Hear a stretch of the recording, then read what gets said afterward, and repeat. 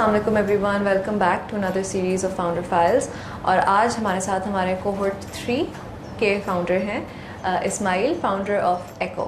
Thank you for joining us, Ismail. Thank you for having me, Sania. So we'll start with a bit of an overview. आप हमें EKKO के बारे में बताएं.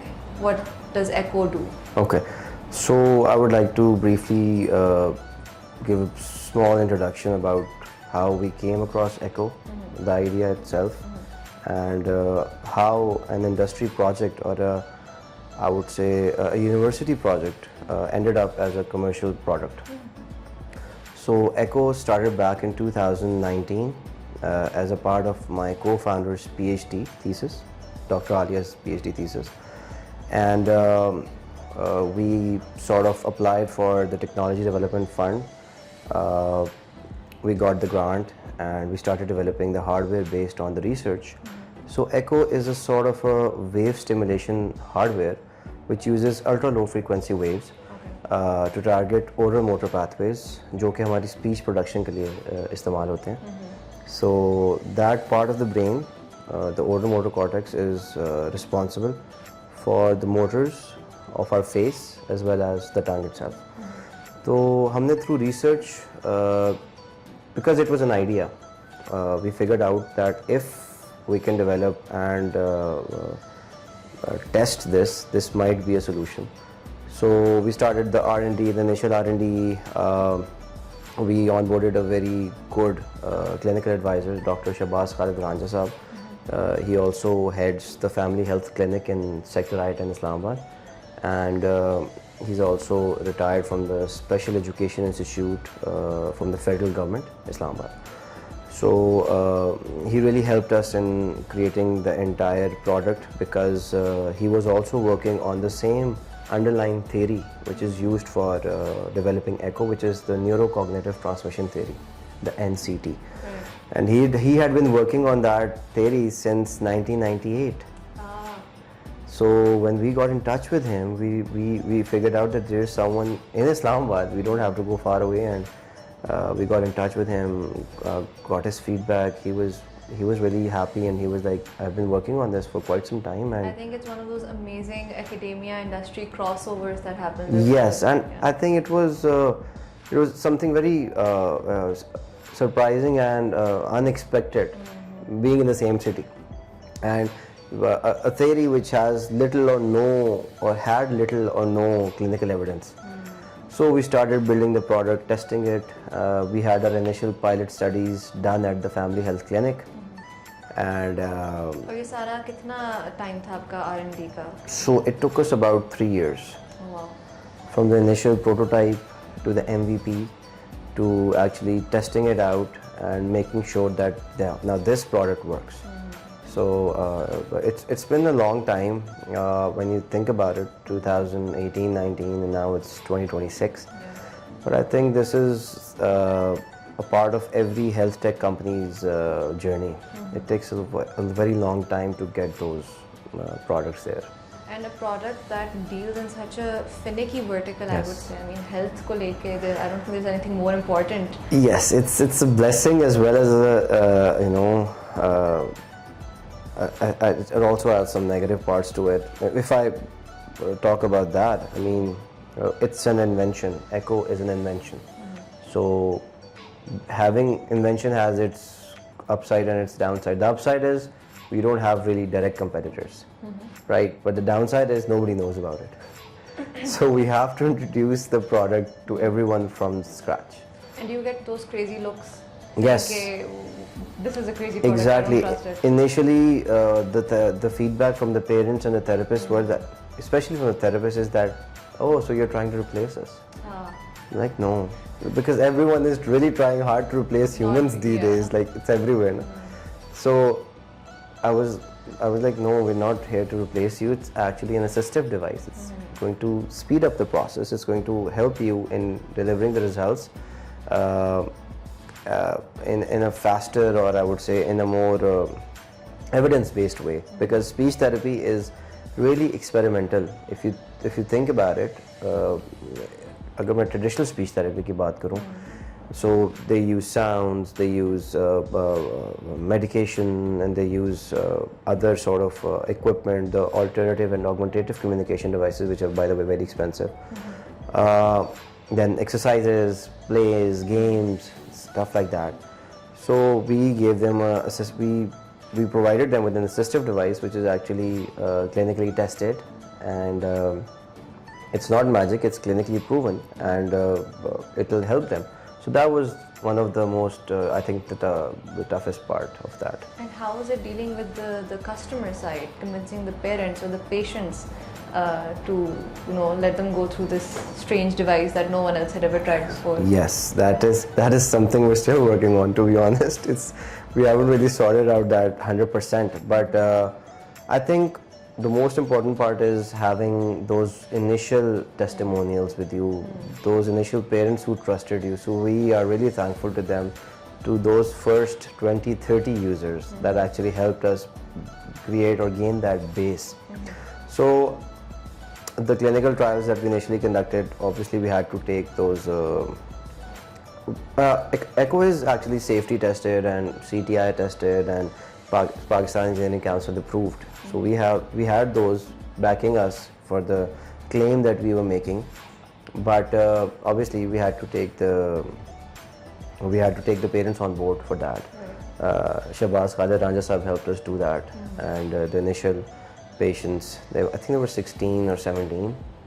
Those were the initial trials that we conducted for the first 6 months. Breakthrough cases. Yes, so those were the most difficult to onboard parents. Obviously, when it comes to your health, everyone is very, very skeptical about anything new, because nobody wants to become, an experimental person. So that was something which we had to prove that it's non-invasive, it has no side effects, and the only thing we ensured was that the patient did not have any other problems such as epilepsy or seizures, because this is a wave device, so it really triggers those parts as well in the brain. So I think that was the initial trouble. After that, those bases, or those, I would say, testimonials, those positive testimonials gave us a good base to recommend this to other doctors or therapists. And I think even as of today, 80% of our sales are through word of mouth. So mothers telling other mothers, parents sharing their feedback. So it's really a trust-based thing. And I think at the end of the day, that's your strongest advertisement. Agar aapke customers yehi cheez aage propagate kar rahe ho, there's nothing stronger than that. Yes, I agree. So you mentioned the journey of how it started, the process that you went through, and then you mentioned both sides of the coin. Ke yes, we did create an invention that would help, but there was some skepticism involved. What have been some of the really low points that EKKO went through, in which you founders hit a wall and said ke yaar iske baad shayad thoda mushkil hai? So you really brought that up. Yeah. I think being a bootstrap startup and the duration of creating a health tech hardware product, getting the efficacy measured, the most painful part is not developing the product. It's actually getting those first users or the first people to trust you. Right. If you talk about SaaS products or platforms, it's very easy to market them. The user base is huge. Literally, you can easily say, this is my target market. You can just go to Meta, target those people, hoping they would download or use your platform. But healthcare comes with its own set of problems. The first and the foremost is the regulatory approvals. So as per law, we cannot really, sell products or even test products without those regulatory approvals. So I think the most difficult part was getting those first regulatory approvals, and also getting the trust of those initial parents, and that was something which was sort of a big bottleneck for us. We were unable to do that. So we would, and being bootstrapped, having no funding, and then you have to run this company, and The picture you're painting, it feels like the walls are closing Yes. in. At sometimes we did feel like, you know, it might just end up in a library in a university. And As is the case with most academic most academic projects end up in the library, or sadly even worse than that. So what was that, how was that breakthrough feeling when you finally got your customers, you built your use case, and where is EKKO deployed now? Okay, so if you talk about the real scaling or the initial traction that I would say we got firstly was from the Family Health Hospital in Ireton. So they are till date our clinical partners and our advisor as well. And most of our sales initially originated from that. After joining NIC last year in cohort 3, we started expanding our base, we started signing partnerships, MOUs, and onboarding new users. So I think the last year has been pretty good for EKKO. The last 1.5 year has been pretty good for EKKO. We've been able to scale it to now 21 clinics across Pakistan. We've exhibited in multiple countries as well, and in multiple trade shows and exhibitions, including the world-renowned WHX, the largest health tech expo in Dubai, and we got really good feedback from them as well. So, but the only problem right now is, getting those regulatory approvals that would help us expand in the other regions. So, the moment you cross the border, and because it is a physical device, you need approvals. You need local community approvals, you need health body approvals, you need the regional level approvals. Even the airport doesn't let us take those devices, When I'm traveling and taking those devices, I have to take those documentations with me and all those approvals that, it's... device ki zyada documentation hogi as compared to the team that's traveling. Yes, exactly. So they want to know what it is. Usually, last time when I was traveling for the World Economic Forum, so FIA stopped me in Islamabad airport and they're like, what is this? Open your bag. And I showed them. So they were really interested.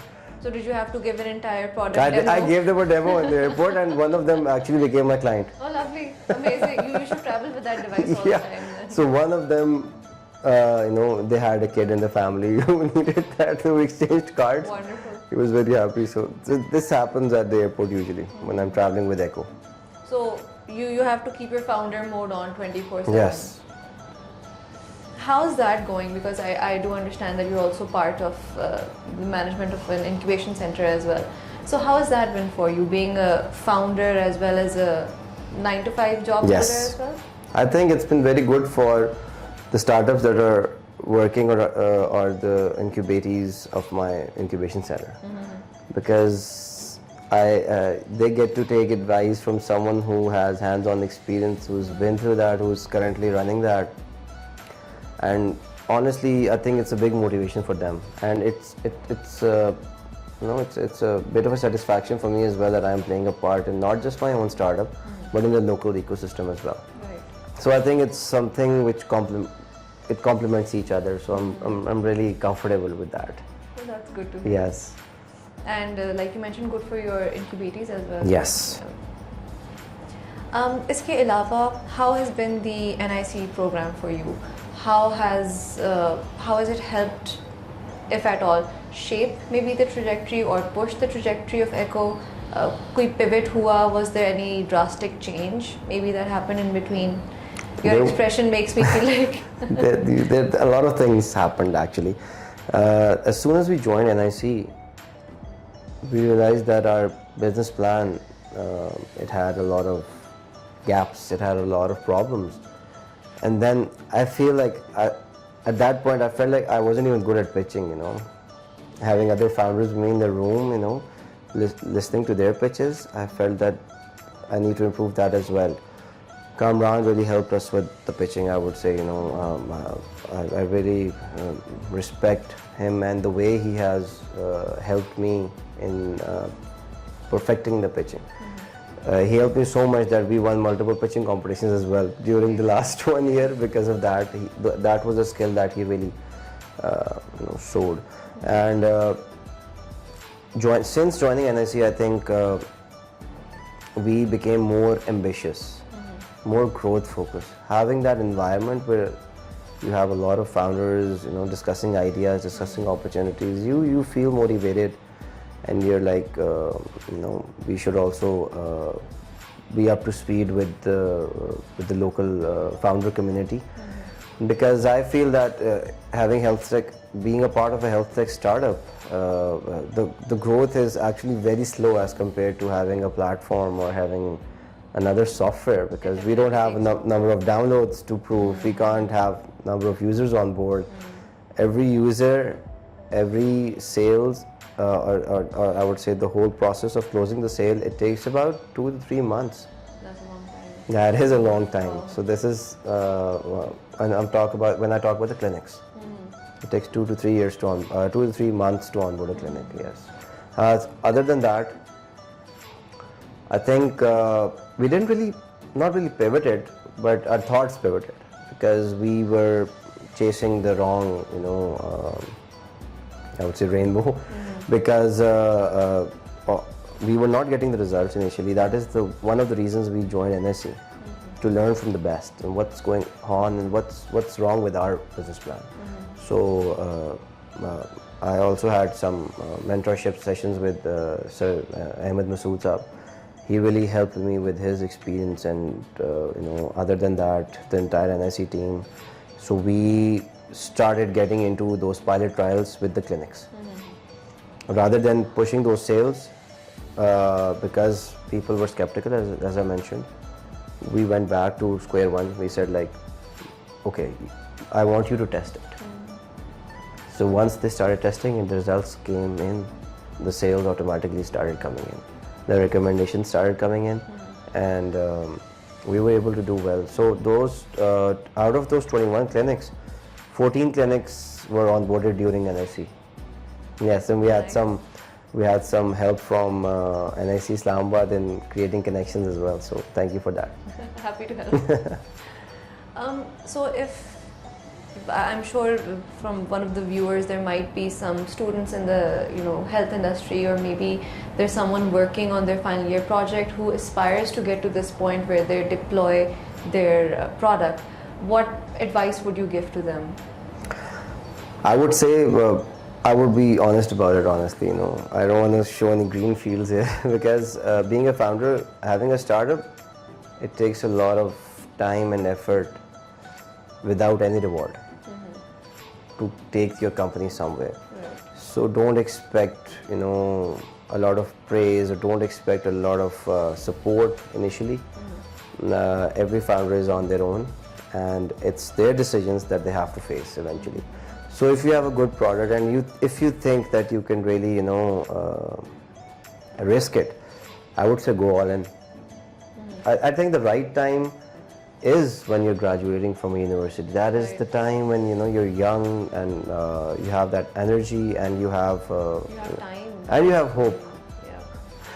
You understand? As you grow, the hope sort of fades. It's a graph. Yeah, so I think it's the best time. You're in your little bubble, and you should definitely experiment. So this is not really my first business. I've also been running a trade marketing distribution company here in Islamabad, and so I've had some good experience before starting EKKO. That really helped me with as well. So it's a combination. If you're starting late, the skills or the experiences that you rack up, they help you in scaling the business at a much higher speed as compared to a younger founder who would go through the entire trial and testing. But I would still recommend getting it in this seat as soon as possible, in the driving seat. And if I talk about hardware, the MVP is the most important thing, the minimum viable product. So yes, it doesn't have to be very nice or aesthetic. It just has to work. It just has to work. So I know a lot of founders, they focus on the aesthetics, and we're not ready to launch yet because it's not pretty, it's not aesthetic, it's not the packaging isn't good. So you burn a lot of money when you're creating the MVP, it's not very cheap.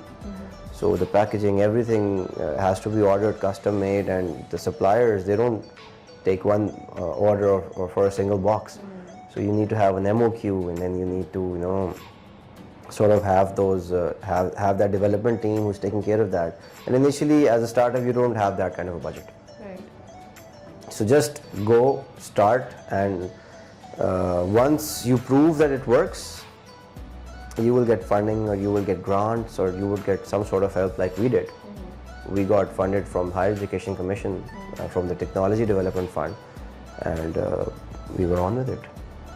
I think that's been some of the hardest advice, but very real and much needed. I think we can't really, we as founders have a responsibility not to sugarcoat it, 100% agree with and show the other side what it's like to be on the other side of the table, and it's really, really hard.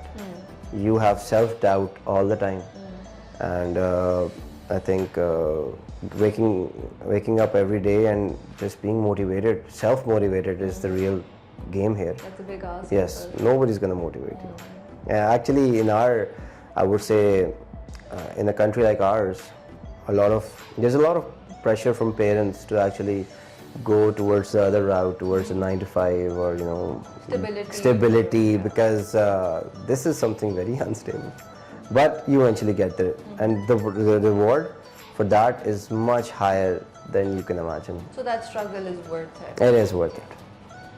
Ending your advice on a good note. Yes.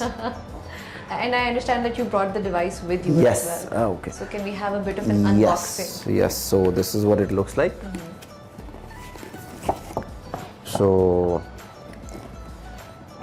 it comes with a user manual, with a card, with a QR code, and you can just use that to actually download the app. So the device does not work without the application. Okay. So if we talk about the packaging, so this is what it consists of: the charger, the device itself, the applicator, and then we have 3 applicator heads. So these are for the different therapy points that we have identified through the body, all over the body. So you simply just tighten the screw.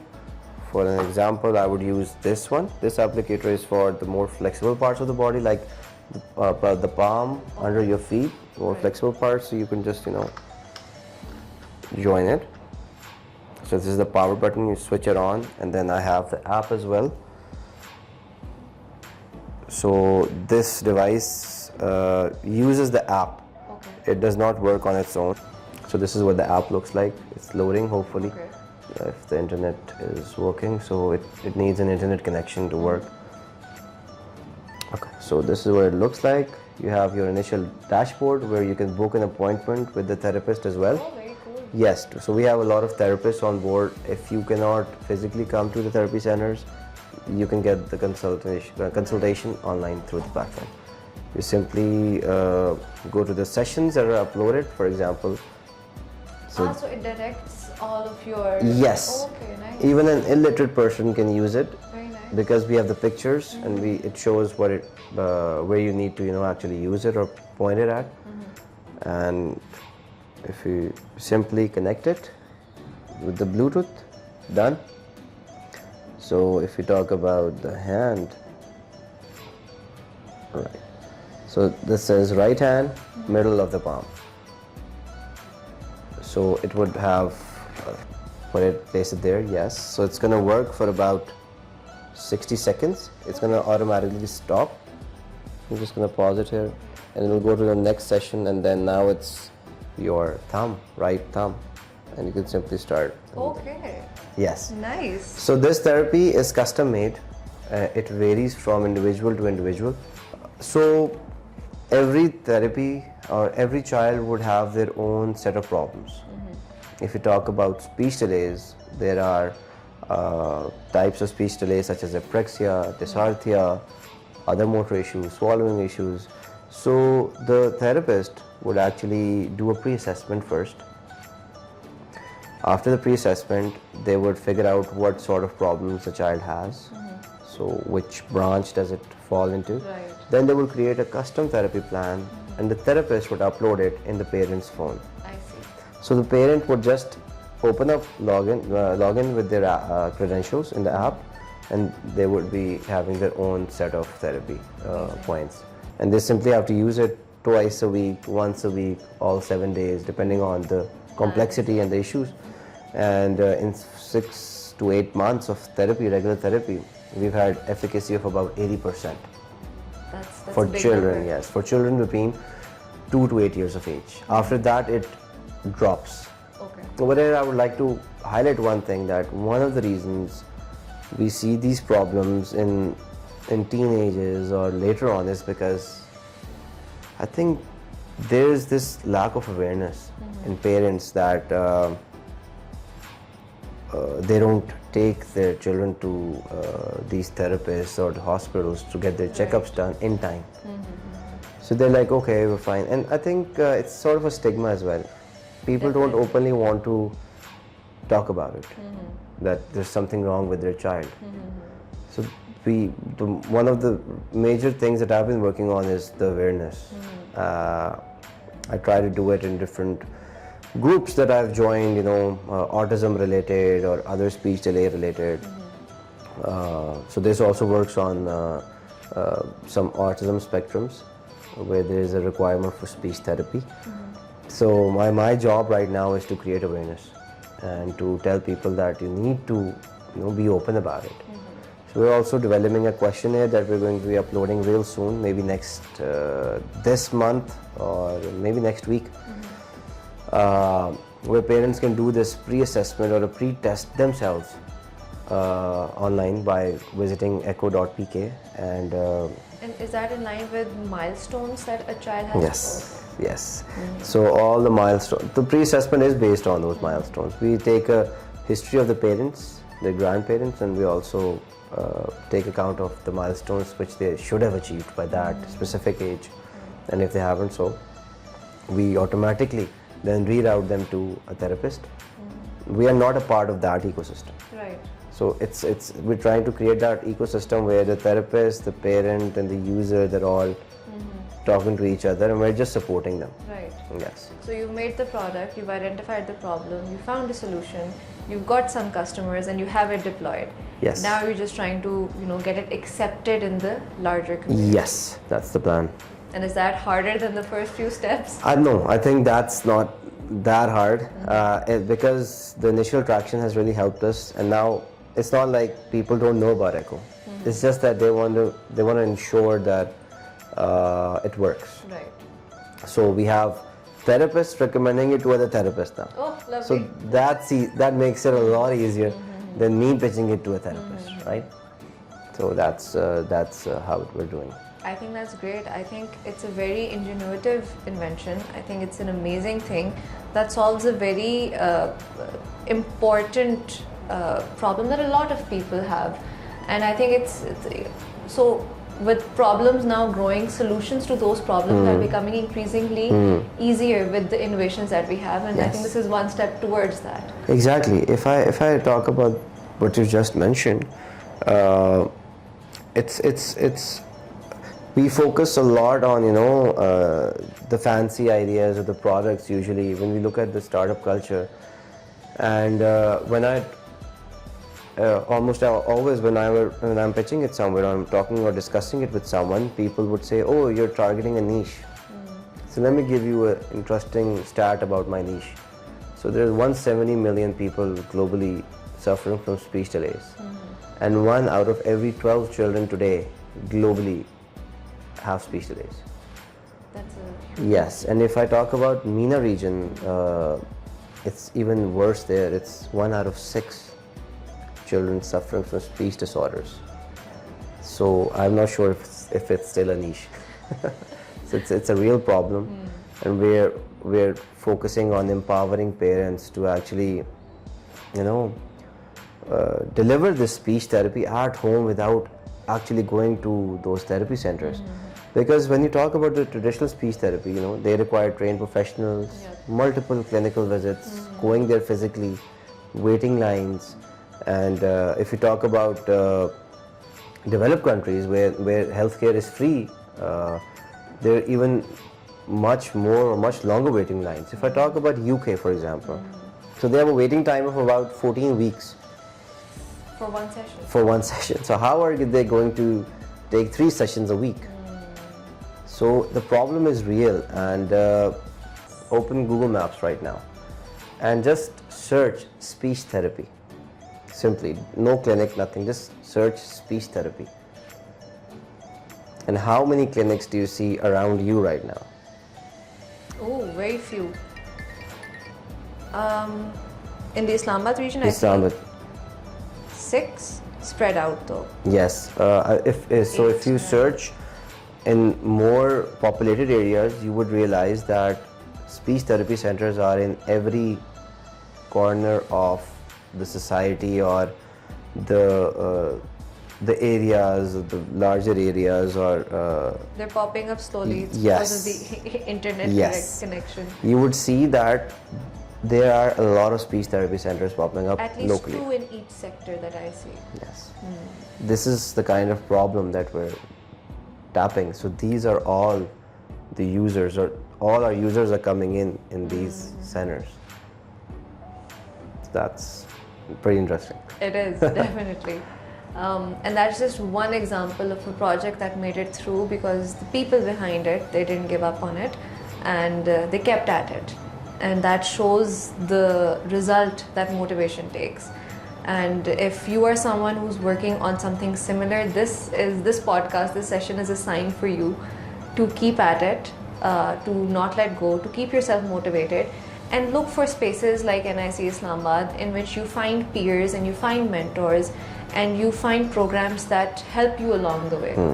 Because that's what we're here for. We're here to help you along the way. So thank you, Ismail, for joining us. Thank you for having me, Sania. It's a pleasure. And see you in the next episode.